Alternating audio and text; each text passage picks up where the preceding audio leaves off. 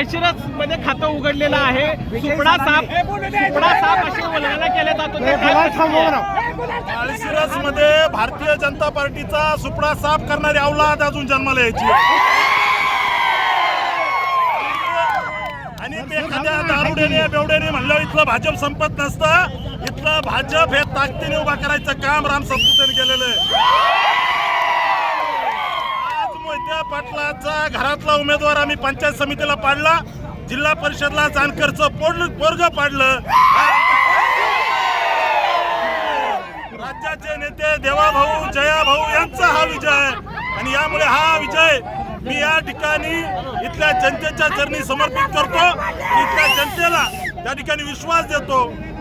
तुम्ही जो विश्वास आमच्यावर टाकलाय त्याला कधीही तडा जाणार नाही.